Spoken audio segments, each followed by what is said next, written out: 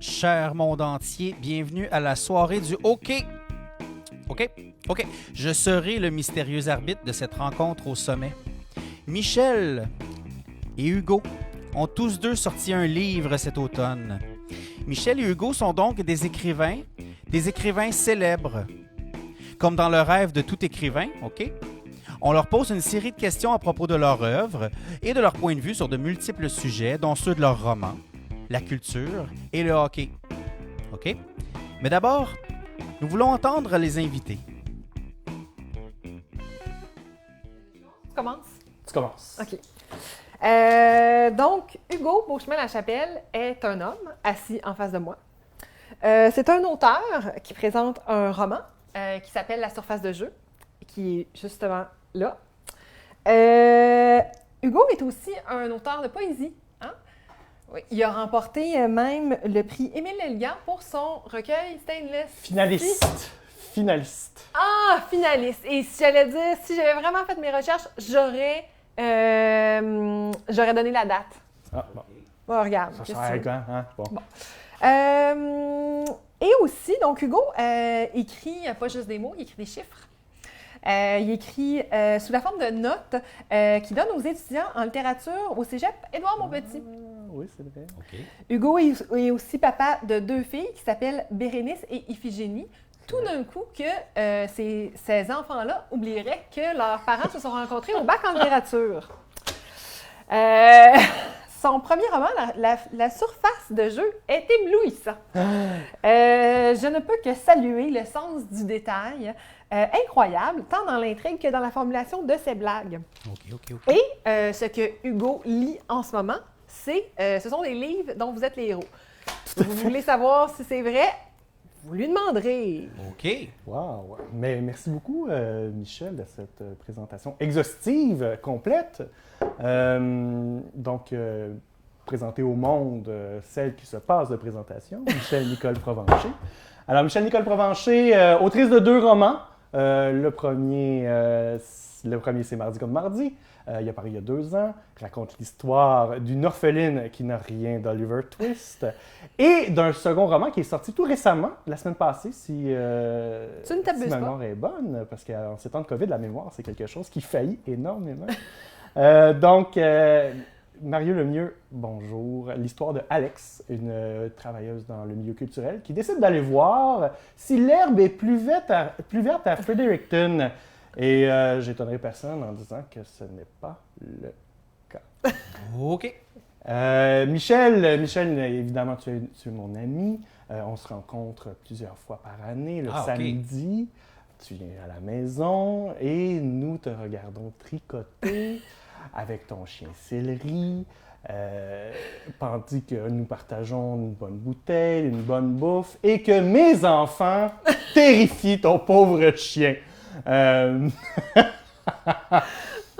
Donc, voilà. Et on attend avec impatience déjà le prochain livre qui va peut-être être quelque chose qui va porter sur, je ne sais pas moi, ta carrière de grande écrivaine qui donne une capsule dans le cadre du Salon du Livre. C'est formidable! Merci! Ça me fait plaisir. OK.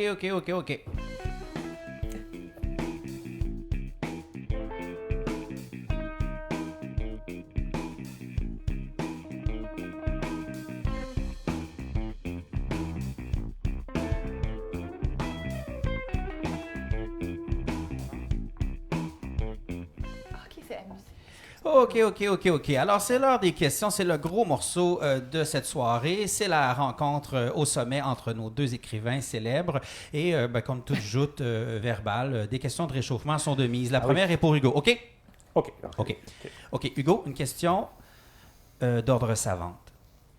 Y a-t-il pour toi une différence entre l'écriture narrative et l'écriture de poésie? Eh bien, oui, Michel. Il y a une grande différence entre écrire de la poésie et écrire un roman. Je décrirais la différence entre une différence hygiénique. Écrire de la poésie, c'est un exercice extrêmement exigeant parce que chaque mot compte. Le texte est très limité. Donc, quand on écrit de la poésie, on est très attentif à l'équilibre des mots dans un espace très réduit, alors que le roman, c'est un flot, c'est un flux. Et donc, il y a quelque chose de très libérateur. En tout cas, de mon point de vue, il y a eu quelque chose de très libérateur dans le fait d'écrire un roman. OK. Michel, pour toi, une question ridicule. Après le succès OK. Après le succès de tes 2 romans, la chose logique à faire, contrairement à ce qu'Hugo avançait, c'est de publier un livre de cuisine. Évidemment. C'est évident. C'est l'occasion de nous parler de ta recette préférée. En fait, je pourrais parler de la recette que je fais dans le sens du monde, qui est une salade de choux. Ben Ouais. oui, OK. c'est ça. Ça ne sera pas un grand livre de recettes. J'espère que mon éditeur ne s'attend pas à devenir riche avec ça, mais bon. Est-ce que tu l'as fait crémeuse ou traditionnelle? Traditionnel, mais OK, rouge. OK. Ah, OK. Intéressant. Intéressant. C'est vraiment intéressant. OK. D'autres questions? Michel, on te dit attachante et pétillante. Hugo, on te dit geek et hyperactif. Est-ce que vos personnalités réelles sont décelables à travers vos personnages? Et quels personnages de vos romans? C'est drôle parce que pour toi, Hugo, je vois pas. Non, hein? Non, il est geek, ton personnage Ouais. principal, mais hyperactif. Écoute, moi je dirais que je suis dans plusieurs de mes personnages. Chacun de mes personnages a un peu quelque chose de ma personnalité. Je dirais que le personnage auquel je m'identifie le plus, c'est le protagoniste, c'est Claude. Parce que Claude, c'est un homme de la banlieue qui aime le hockey. Qui a un sous-sol. Qui a comme toi. un sous-sol dans lequel il communie avec le sport. Mais il y a d'autres facettes dans la personnalité. Par exemple, l'ami de Claude, Serge, lui, qui est un personnage un peu plus ricaneux, qui aime asticoter les gens, c'est aussi une portion de ma personnalité. C'est vrai. Et il y a aussi Audrey, Oui. la femme de Claude, qui a un petit côté révolutionnaire, un petit côté rebelle, qui se cache sous C'est ses vrai. dehors, assez docile. Ça aussi, ça participe de ma personnalité. Donc, je suis vraiment comme éclaté parmi mes personnages. Bref, c'est comme c'est quasiment schizophrénique, dans le fond. Oh, c'est touchant. Ouais. Puis toi, Michel, Alex, à quel Ben- point c'est un personnage qui te ressemble? Alex, elle a un permis de conduire. Fait que c'est clairement pas moi. OK. Puis sinon, là, au niveau de son travail, est-ce que tu t'es inspiré de tes propres expériences? Oui, mais pas tant.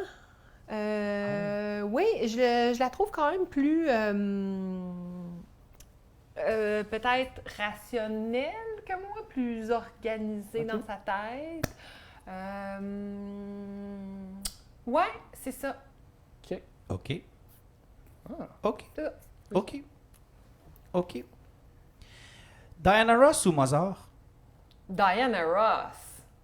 Ah, fais-nous pas croire que tu écoutes Mozart. Hugo Beauchemin-Lachapelle. OK. Donc, je vais dire Mozart, hein, parce qu'il faut avoir une discussion. OK, Diana Ross. Pourquoi Diana Ross? Pourquoi? Je sais pas, parce que pas Mozart. Là, Parce que pas Mozart. Mozart, c'est extraordinaire. Je veux dire, c'est un artiste qui a duré depuis si longtemps. Et là, c'est le prof qui parle. On dirait que... Non, mais pour vrai, il y a quelque chose dans la musique classique qui m'appelle, tu sais, qui m'apaise, tu sais. Puis aussi, on va se le dire, Diana Ross, moi, je connais rien là-dedans. Fait que je prends Mozart parce que je le connais. C'est juste pour ça. OK. Oui. Là, j'ai un malaise. Mais non, mais pour vrai, Mozart, la musique classique, moi, c'est quelque chose que j'aime beaucoup, qui m'apaise. Toi, Michel, tu as déjà eu à te travailler dans le domaine de la musique classique? Oui, mais, tu sais, tant qu'à me la péter, j'aimerais mieux parler de Mahler, mettons. Tu sais, c'est tellement... Tu comprends? OK, continue. Oui, c'est ça.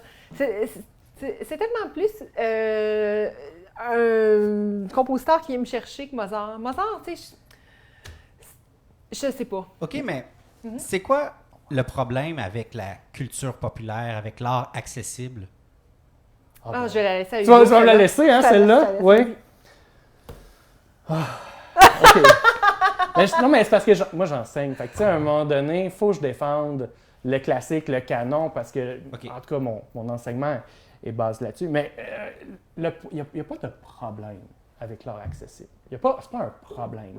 Il y a un danger avec l'art accessible, je pense. Puis le danger, c'est la séduction. Le danger, c'est d'essayer de plaire à un public à tout prix, quitte à sacrifier l'originalité du créateur, quitte à essayer justement de tout perdre dans cette espèce d'entreprise de séduction. Moi, je pense que c'est ça le danger. Mais est-ce que l'art accessible, c'est problématique? Pas du tout. Pas du tout. Toi, Michel, quand tu écris, Je veux dire, tu veux parler à quelqu'un, tu veux communiquer avec quelqu'un. Moi, je me souviens de ce... Il y a un musicien de Montréal qui s'appelle Justin Poirier, que je connais depuis genre vraiment longtemps. Puis ce gars-là m'avait dit, il y a vraiment longtemps, c'est sûr qu'il s'en souvient même pas, avant de faire la musique plus dansante, il avait fait un disque qui s'appelait Sous le manguier. Mon Dieu, je me souviens plus du style de musique, mais en tout cas, c'était vraiment compliqué.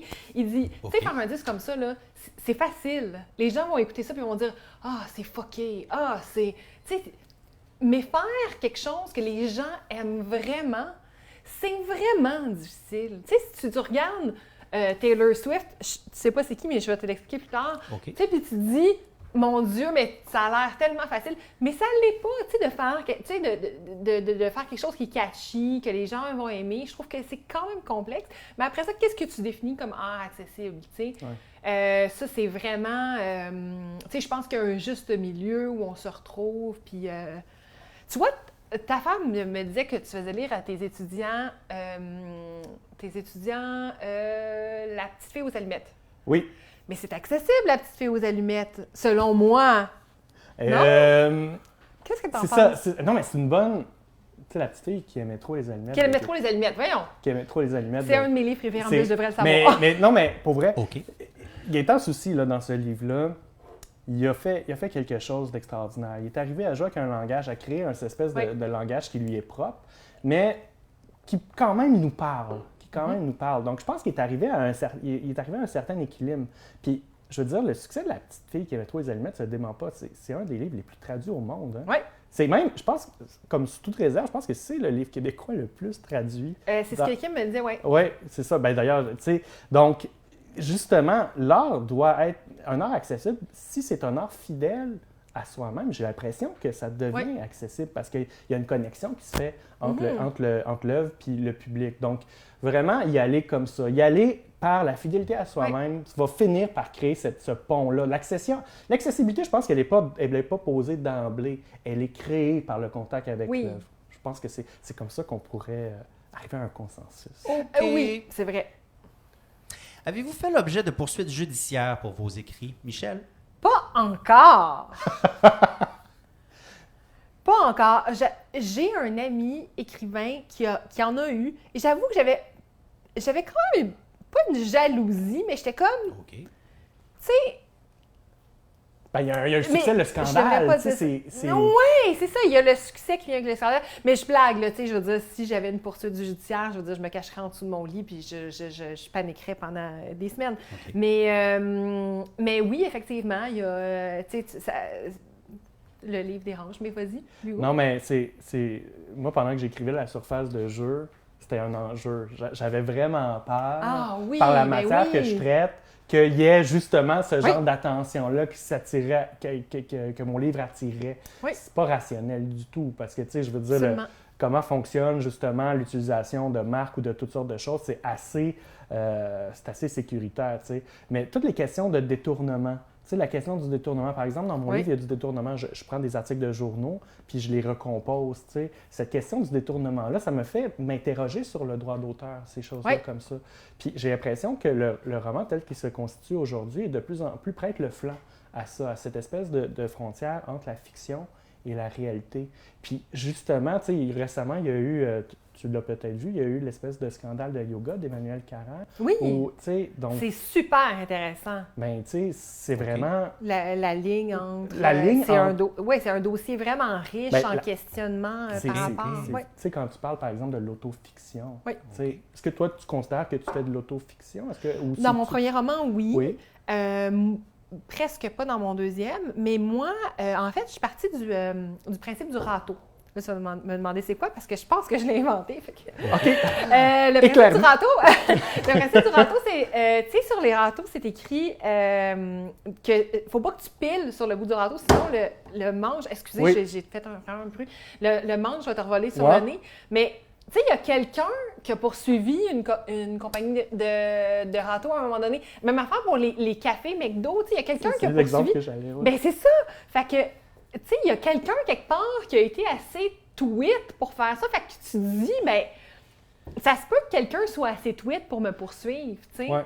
Ben là, il faut faire confiance. Faut faire confiance à la au vie. système, à la vie surtout. OK. Parlant de la vie, vivre pour écrire ou écrire pour vivre?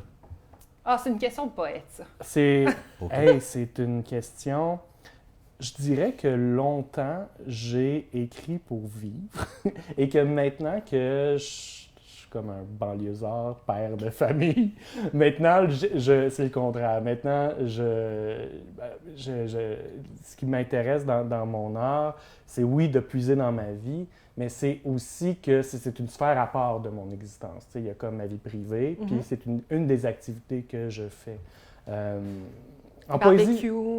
C'est ça, barbecue, Car jouer wash. avec les enfants C'est au ça. parc, puis le soir, quand ils sont couchés, là, j'ouvre ma petite lampe de travail, puis là, je noue mon écharpe, je prends mon béret, puis je me mets à écrire de la poésie. Mais vraiment, je pense qu'en vieillissant, les priorités changent de ce côté-là. Oui.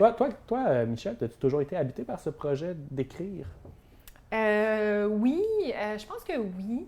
À un moment donné, en fait, je l'ai laissé tomber. J'ai fait mon cégep en littérature, puis je l'ai laissé tomber après ça parce que je me voyais pas. Tu sais, je m'imaginais vieille avec un chat, avec une cigarette, puis une vieille machine à écrire. Puis j'étais comme, je me vois pas faire ça. Fait que je l'avais laissé tomber pour, je te dirais, plusieurs années de ma vie, puis OK. je l'ai repris plus tard. Mais par pur loisir, puis finalement, C'est devenu quelque chose. C'est ça. Donc, tu as eu vraiment une éclipse. Puis ce qui t'effarouchait, c'est l'image, cette espèce de mythe de l'écrivain, dans le fond.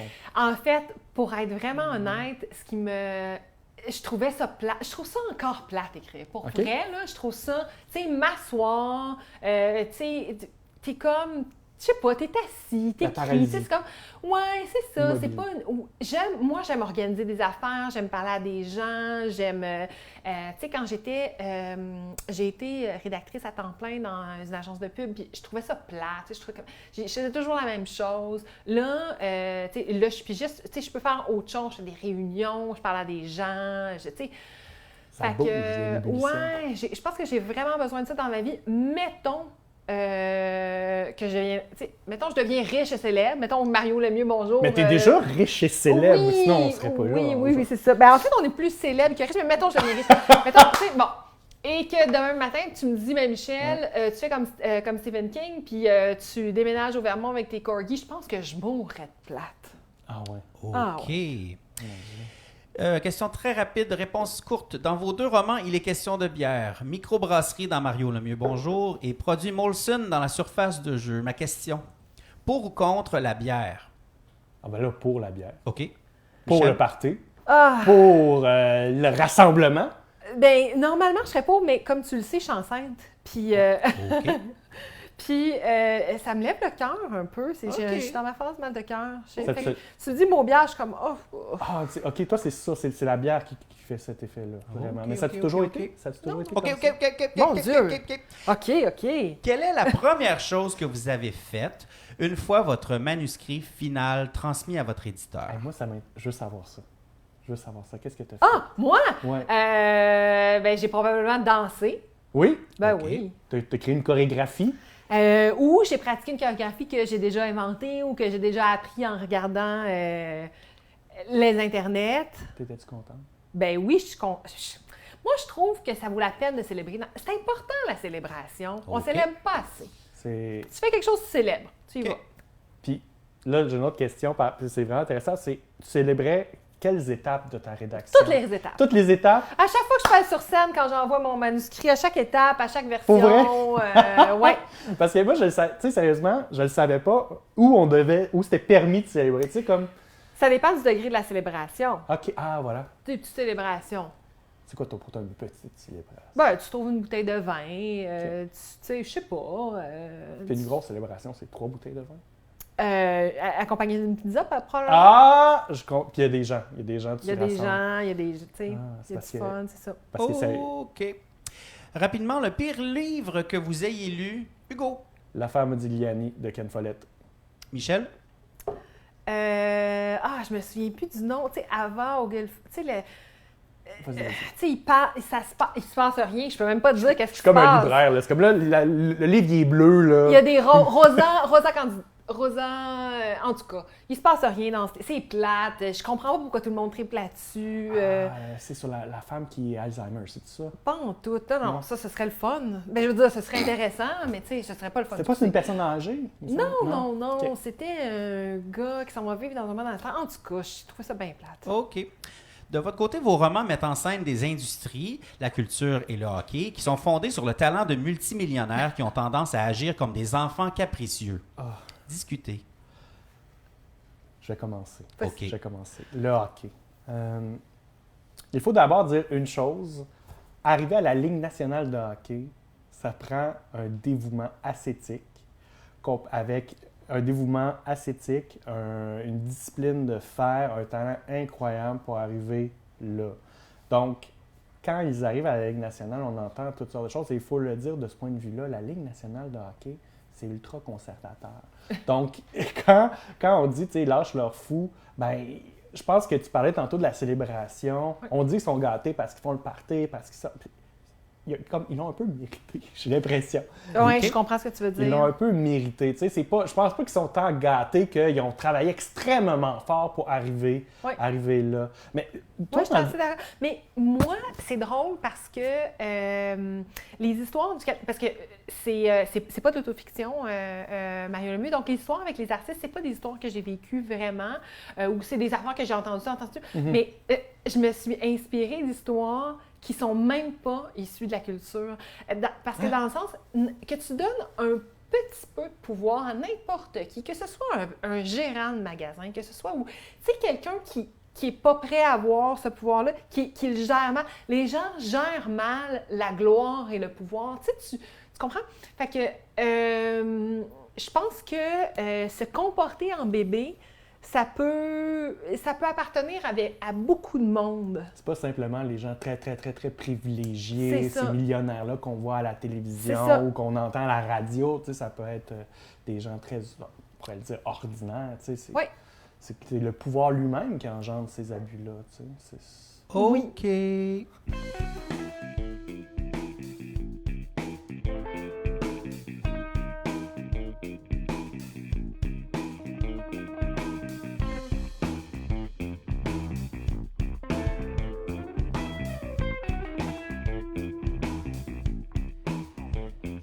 Alors, parlant de gens ordinaires, c'est l'heure des questions du public. Alors, terrible. tout le long de cet échange, nous avons compilé les questions les plus pertinentes pour lesquelles je vous appelle à formuler des réponses brèves. Michel, pourquoi avoir baptisé le Centre pour les arts de ton roman Mario Lemieux et pas du nom de n'importe quel autre nom funny ou évocateur? Une gentille moquerie pour les fans de hockey ou un réel intérêt pour ce sport?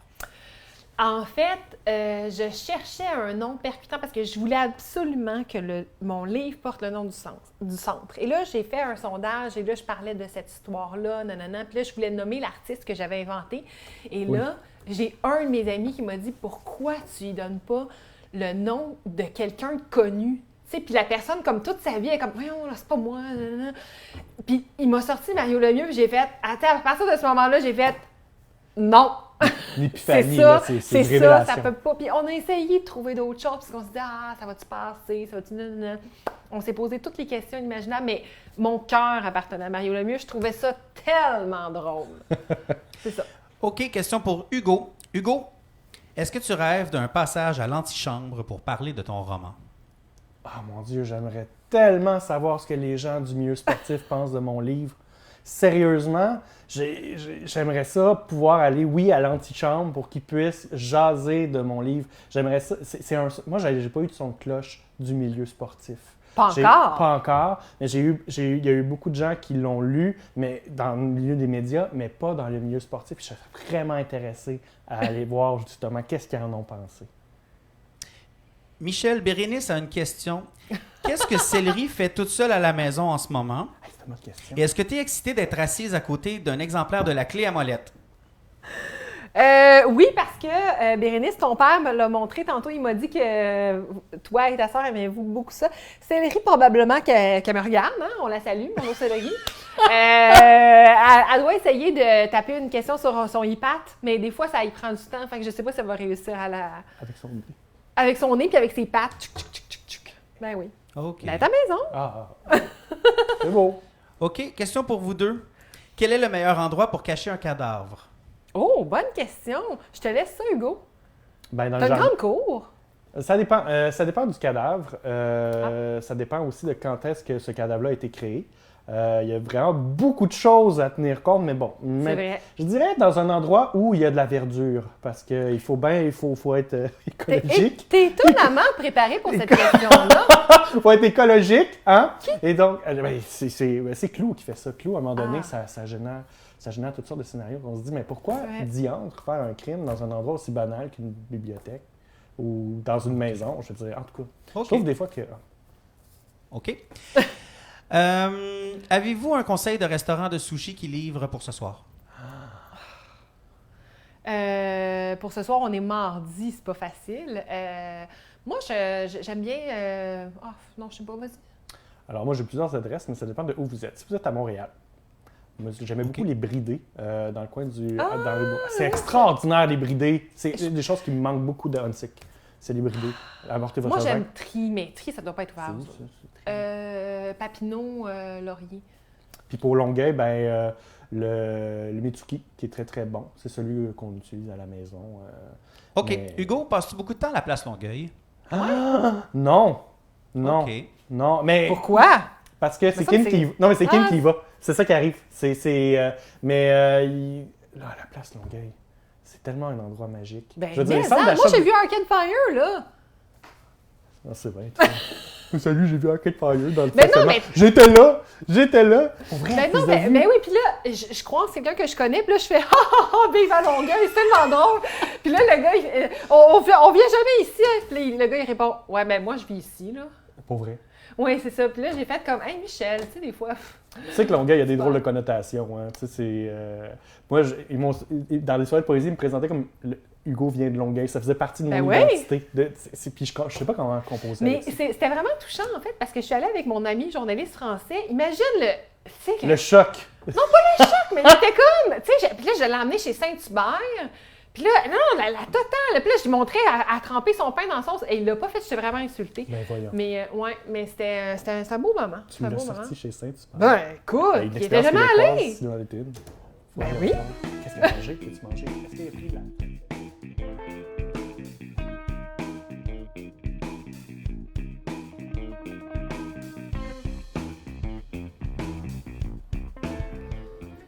C'est maintenant le moment du dernier segment de ce balado.